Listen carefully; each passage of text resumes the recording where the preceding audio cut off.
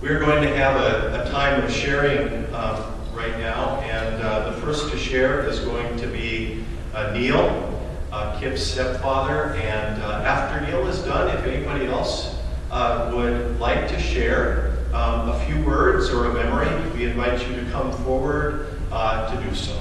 So Neil, thank you for sharing with us today.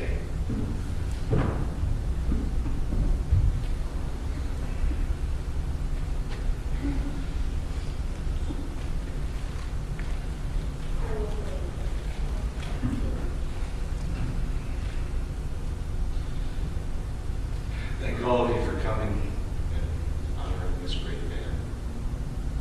man. Only one thing changed when you left us last week. Everything. One of my earliest remembrances of Kip, we were about 9. Barb and I had just started dating, and Barb is managing some rental properties for the doctor she worked for, and they're out breaking the leaves. And Kip comes running up to me and gives me a big hug. He says, I love you, I love you. And I was a bit taken aback because I really hadn't known him very long. But those of you who know Kip, you kind of understand that. And I see a lot of that in Logan as well. He was an interesting child to raise.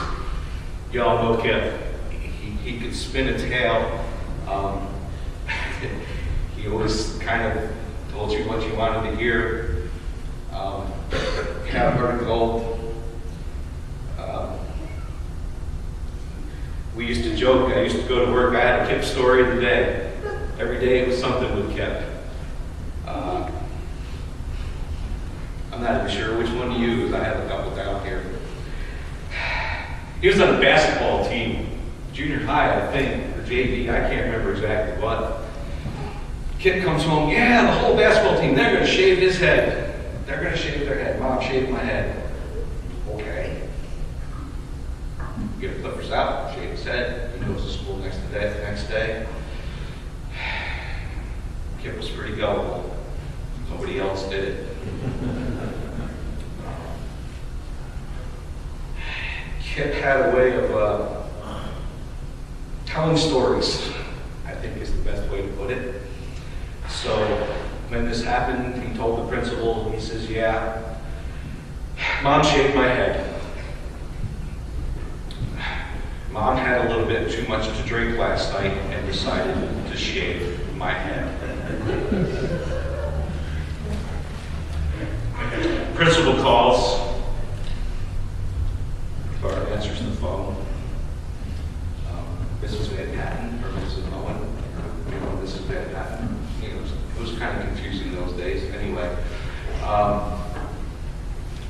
Kip tells us that you shaved his head last night, and that maybe you had a little bit too much to drink. And Barb's reply was, "I'm going to kill him." And the principal goes back, "Oh, well, we have programs, we have ways." No, you don't understand. Okay. It was a fabrication, and Kip, it's just who he was. He played basketball, and he decided. He broke his nose playing basketball, and we took him to the doctors, and he gets it fixed.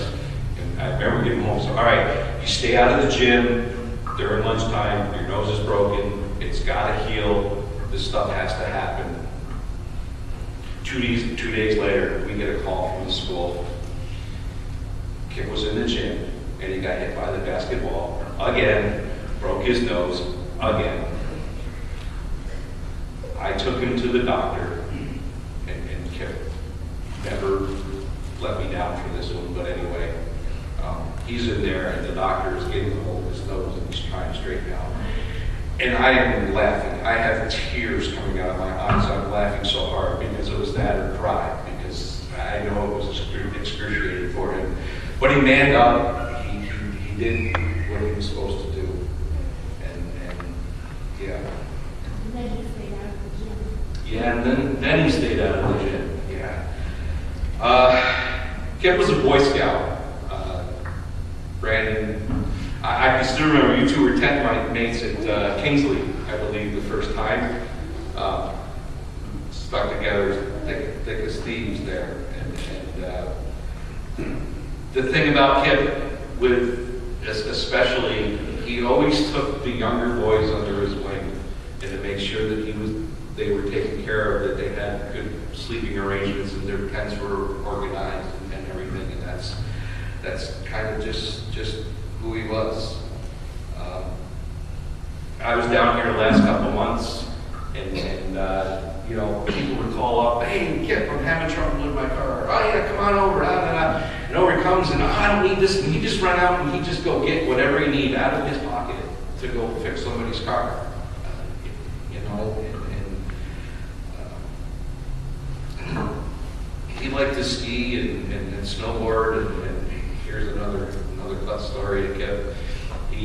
They had to bring him down off the mountain one night. I don't know if you were there that night, but they had to bring him down off the mountain. And one of our friends, who's an RN, by the way, he had dislocated his thumb to the point where it was pretty much back here and made this RN gag, if you can believe that.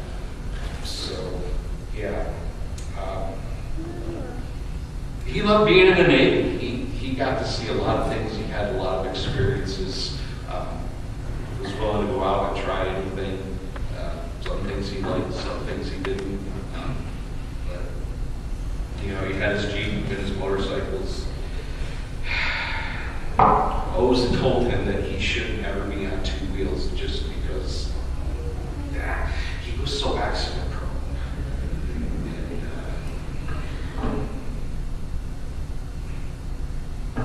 Like I said, I was down here over the last 2 months. I'm really thankful for the opportunity that I had to kind of reconnect with him. I do a lot of traveling for my work. I'm all over the world myself. Fortunately, with my job, I can be anywhere, and I was able to be here the last 2 months. And I'm always going to cherish that time because we sat down and talked about some things we hadn't talked about in a long time. Gave each other some advice, tried to help each other out. We all go through life, and I'm going to miss those conversations now. And I'm very proud of him, of the man he became.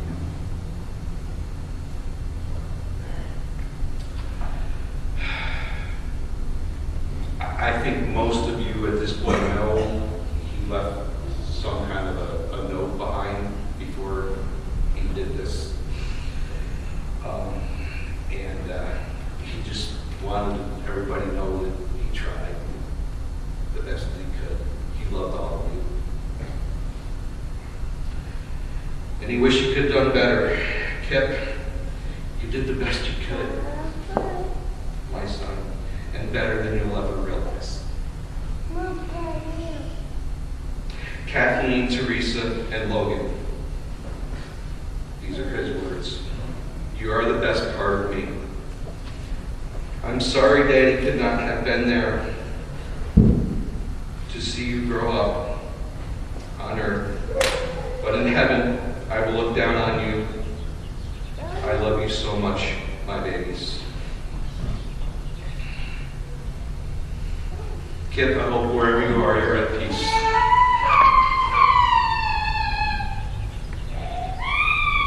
is where I'm struggling because I'm not at adjectives. But Kip, you're the most caring, infuriating, stubborn, loving, dedicated family man I've ever met. You've given me a million laughs and a million tears. And I will cherish every one of them. I love you, my son.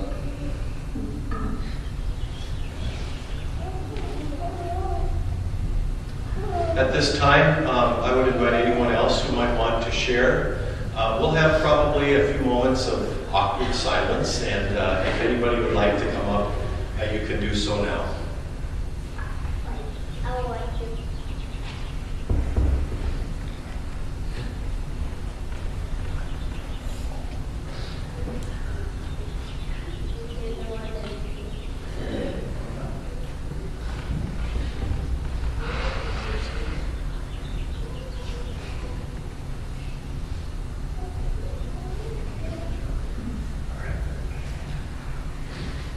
This is my dad, and I'm really sad, and I love him so much, and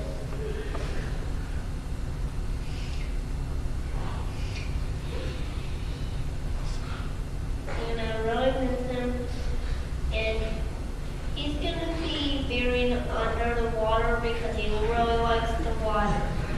A lot of times then they're gonna throw him inside the water because he likes the water, and I don't think you're supposed to be sharing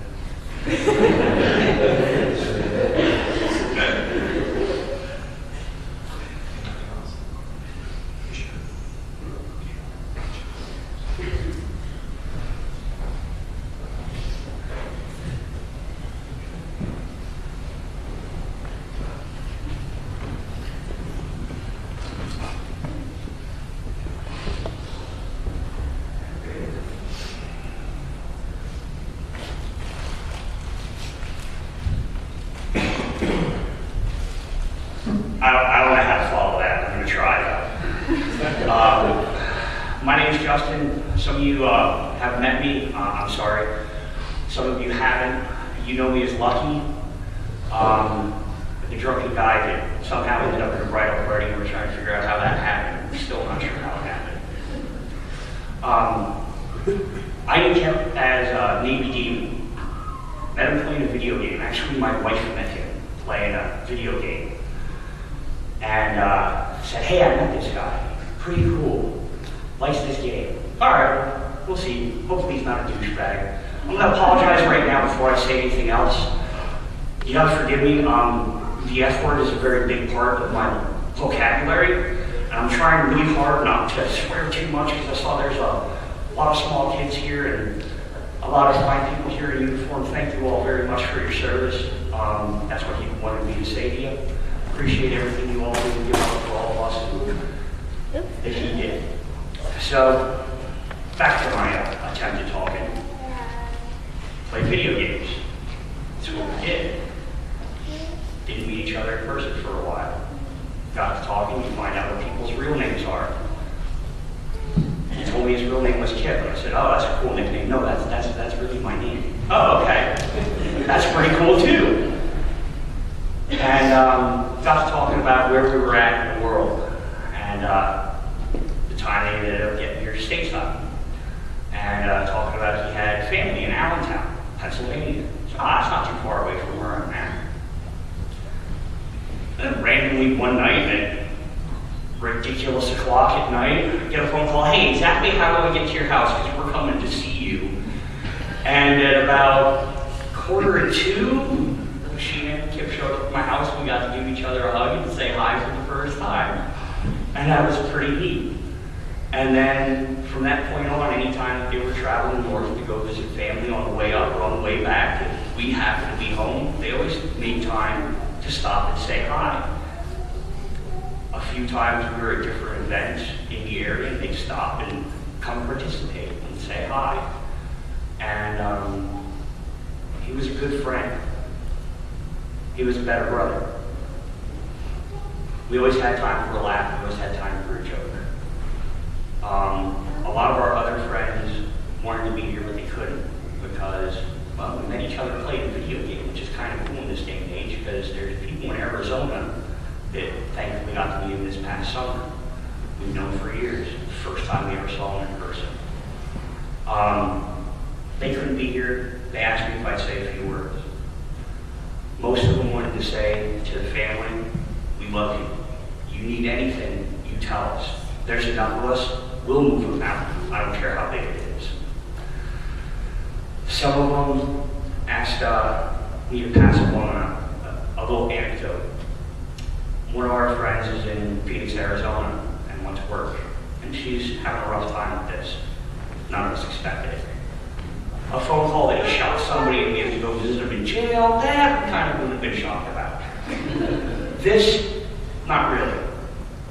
I was asked to share this.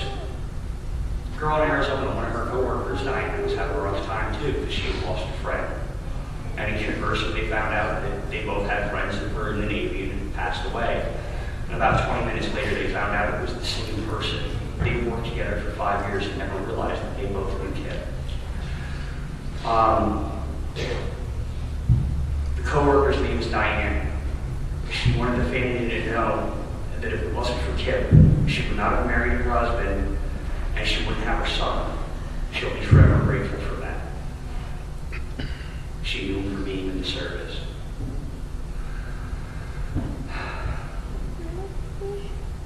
Some of the others just want me to share that there are no words. I don't know what to say to you other than I love you when we are here.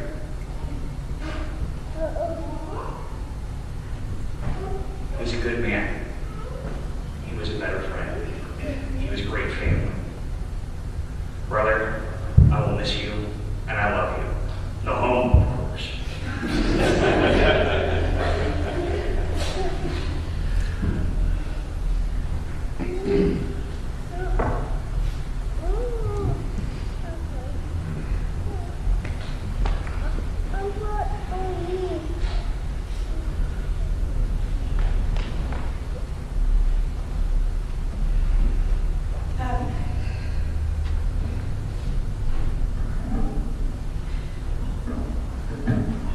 As you know, I'm the neighbor right down the street. I'm the one that if anything was needed, he would just walk through my door. No matter what it was, what time it was, and he just never seemed to knock. That's my biggest thing, he never seemed to knock. But I met Kip and Sharon in 2011 when I first moved up here. They were the first couple that I got to meet and that welcomed me with open arms. And then within a couple hours, they were already family to me.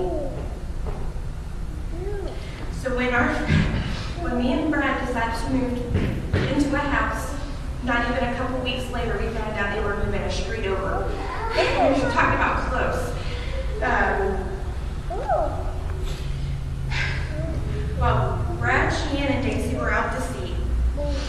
Kip was mine and Miranda's deployment husband. Sorry.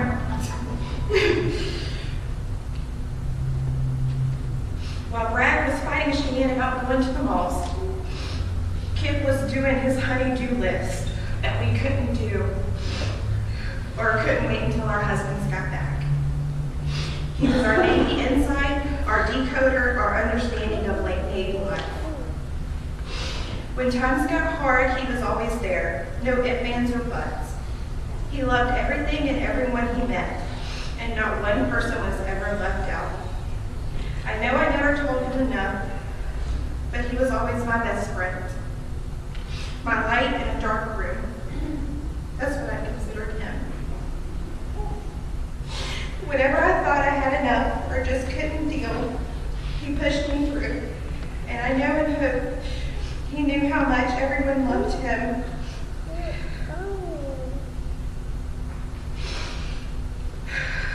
And how many people's lives he has brightened and changed because of it. And I know my family has. Going back to Neil's story of making the RA gag. We were all at the house playing cards one afternoon, and of course we were playing a card drinking game. Well, apparently, Daisy just couldn't hold his liquor, and he had to throw up. I have never seen someone over 6 foot run out my front door to puke so fast. But he still came back and cleaned it up. He was an amazing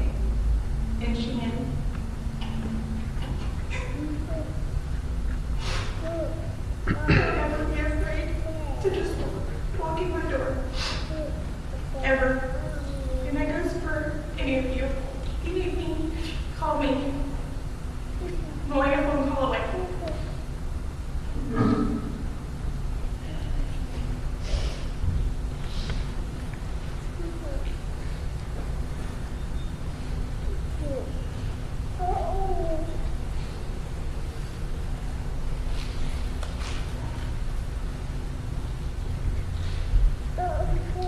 I'm Brandon. I knew Kip in high school. He was easily my best friend. I can remember him breaking his nose a couple times. I don't know if you ever knew this, but pretty sure after the second time he broke his nose, Kip told me he was broken. He was in the house playing basketball. I hit him in the face with basketball and broke again. I'm pretty sure that's why it was always broken. But back in 9th grade, I had a little accident promo for myself and shattered my leg when I was out of school and bedridden and had that surgery for months.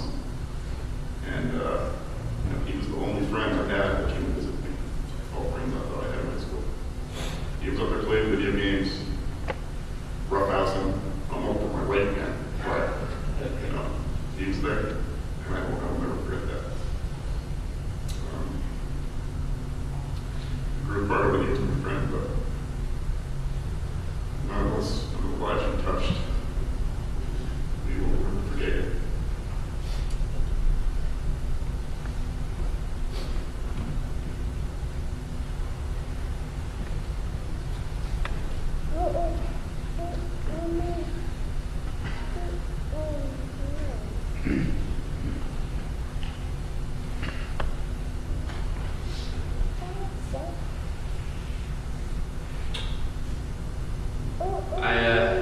I haven't known Kip as long as a lot of you. I met Kip about 4.5 years ago. I just transferred here from the war and was introduced to him through another friend of mine. I can't even recall when we became best friends, but it just happened like that. Kip was always there when I needed help, and to get back to Neil's story, he always knew how to spin a tale. We were both big into Jeeps, building them and working on trucks. And before I had mine, I went out and bought a shiny new pickup. Kip had his Jeep. Kip told me he knew a spot to get mud. It's like, well, are we allowed to get back there? He insisted, it's fine, it's great, it'll be fine, nothing will happen. Well, don't you know, believe it, and I'm the one that gets pulled over and Kip's long gone.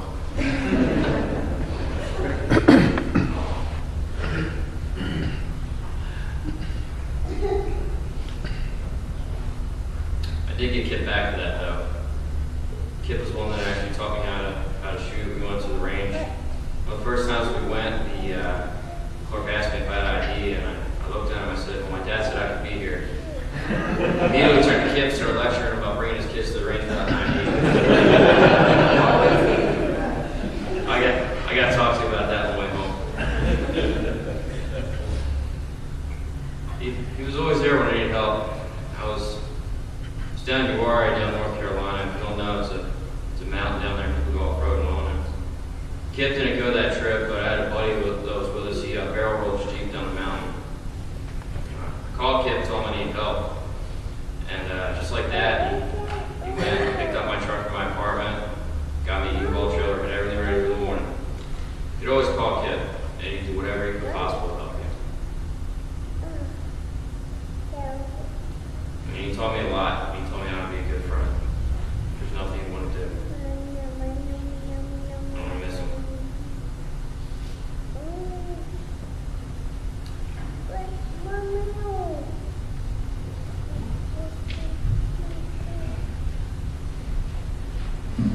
Can I say something? I'm not going to go up there because I'll be short. But I was Kip's next door neighbor, and I just want you all to know it was a great moment to know Kip. And I had a granddaughter that was 2 years old. And every time she just heard the sound of Kip's voice, she would say, Nana, Nana, it's Kip. And she'd have to run to the back fence just to see Kip.